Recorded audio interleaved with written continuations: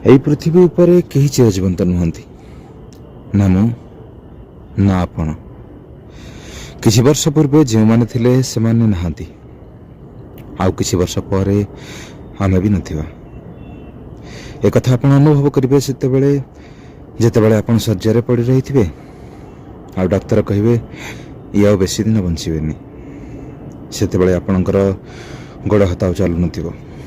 ଆପଣ ଉଠିବାକୁ ଚାହୁଁଥିବେ, ଧାଇଁବାକୁ ଚାହୁଁଥିବେ, ଆଉ ଆପଣଙ୍କ ଅବଶ ଶରୀର ଆପଣଙ୍କୁ ମନେ ପକାଇ ଦେଉଥିବ ଆପଣଙ୍କର ସାରା ଜୀବନର ଘଟଣା ଗୁଡ଼ିକୁ। ଏବେ ସମୟ ଅଛି, ବୁଝନ୍ତୁ, ଜୀବନକୁ କିଛି ଦିନ ଅନୁଭବ କରନ୍ତୁ। ଜୀବନ ବଞ୍ଚିବାର ଅର୍ଥ କେବେ ବି ନୁହେଁ ମଦ ପିଇ ମାତାଲ ହୋଇ ବୁଲିବା। ମଦ୍ୟପାନ କଲେ ତ ମଣିଷ ବେହୋସ ହୋଇଯାଏ। ଜୀବନ ବଞ୍ଚିବାର ଅର୍ଥ ନୁହେଁ ଜୀବ ହତ୍ୟା କରିଥିବା ଶରୀରକୁ ଖାଇବା। ଜୀବନ ବଞ୍ଚିବାର ଅର୍ଥ ନୁହେଁ ଟଙ୍କା ପଇସା ବଳର ଗର୍ବ କରି କାହା ଉପରେ ଅତ୍ୟାଚାର କରିବା। ଜୀବନ ବଞ୍ଚିବାର ଅର୍ଥ ନୁହେଁ ଶରୀରକୁ ଉପଭୋଗ କରିବା। ଜୀବନ ବଞ୍ଚିବାର ଅର୍ଥ କେବେ ବି ଉପଭୋଗ ନୁହେଁ। ଜୀବନ ବଞ୍ଚିବାର ଅର୍ଥ ଅନୁଭବ କରିବା। ବର୍ତ୍ତମାନକୁ ଥରେ ଭଲରେ ଦେଖନ୍ତୁ, ଆପଣଙ୍କ ପାଦ ତଳେ ଥିବା ମାଟି କେତେ ସୁନ୍ଦର, ଏ ଆକାଶ କେତେ ସୁନ୍ଦର, ଚଢ଼େଇର ଶବ୍ଦ, ଆପଣଙ୍କ ଚାରିପାଖକୁ ଦେଖନ୍ତୁ, ସବୁକିଛି କେତେ ସୁନ୍ଦର।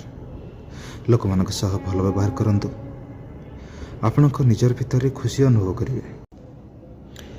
ସରଳତା ଭିତରେ ଖୁସି ଖୋଜନ୍ତୁ। ଖୁସିରେ ରହିବା ପାଇଁ କେବେ ବି ଭଲ ଘର, ଭଲ ପୋଷାକ, ଦାମୀ କାର ଏସବୁର ଦରକାର ନାହିଁ। ଆପଣଙ୍କ ପରମାତ୍ମା ନିଶ୍ୱାସ ପ୍ରଶ୍ୱାସ କରିବା ପାଇଁ ମୁକ୍ତ ବାୟୁ ଦେଇଛନ୍ତି, ଜଳ ଦେଇଛନ୍ତି। ଖାଦ୍ୟ ପାଇଁ ଭଗବାନ ଫଳମୂଳ ଦେଇଥିଲେ, ଯାହାକି ଆମେ ନଷ୍ଟ କରିଦେଇଛେ। ପରିଶ୍ରମ କରନ୍ତୁ, ଆପଣଙ୍କୁ ଖାଦ୍ୟ ରୋଜଗାର କରିବା କଷ୍ଟ ହେବ ନାହିଁ। କଳହଠାରୁ ଦୂରେଇ ରୁହନ୍ତୁ। ଅତୀତର ଚିନ୍ତାରେ ବୁଡ଼ି ନ ରହି ବର୍ତ୍ତମାନରେ ବଞ୍ଚିବା ଶିଖନ୍ତୁ।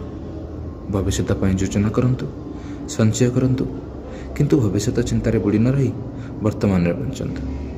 ସମୟ ସରିବା ଆଗରୁ କିଛି ଦିନ ଜୀବନ କ'ଣ ଅନୁଭବ କରନ୍ତୁ, ଆଶା କରି ବୁଝିପାରିବେ।